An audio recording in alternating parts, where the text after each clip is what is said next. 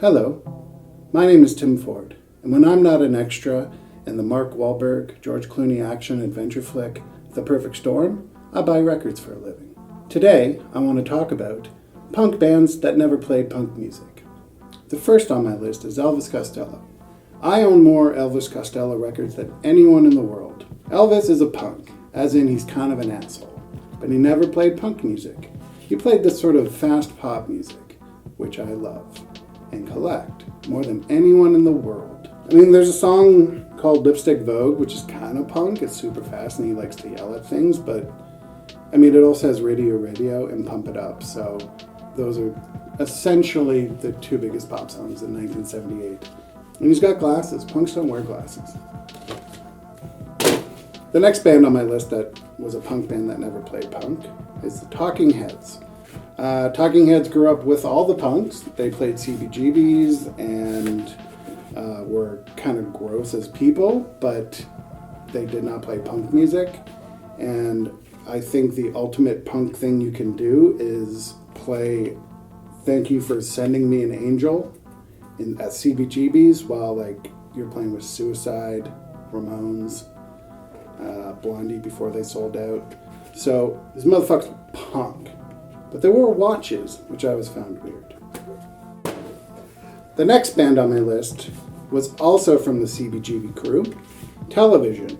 But instead of playing weird, quirky music, they played really long, bloated music. Noodly music, like more noodle than a spaghetti dinner. But that's I can only imagine them playing a 7-minute song in front of people who are literally out there to murder you. So, again, the most punk thing you can be is against the punks. And this is the third album from 1978, which goes to show it was the greatest year in music history. Next on my list of punk bands that didn't play punk are Ike and Tina.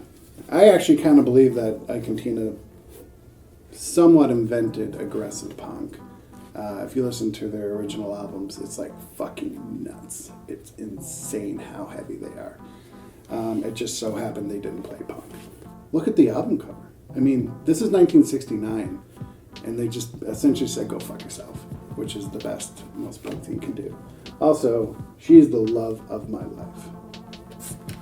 That's all I have to say on that matter. Next up on the list is Velvet Underground. Probably a little cliche to call them the first punk band, but they kind of were. I ironically picked their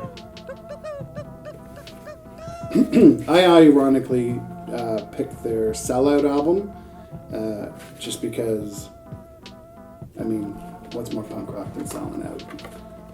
This is actually my favorite album of theirs, and they literally wrote it to make singles. So this has Sweet Jane, Rock and Roll, Oh Sweet Nothing, which is my favorite song by them of all time ever.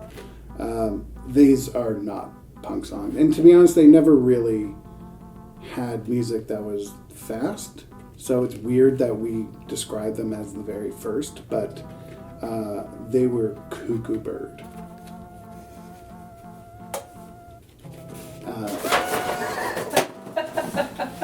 They didn't care how messy or gross or loud they were, so I think that's where this comes from. But this, not even close to being punk, which is fucking punk. Did I say punk too much?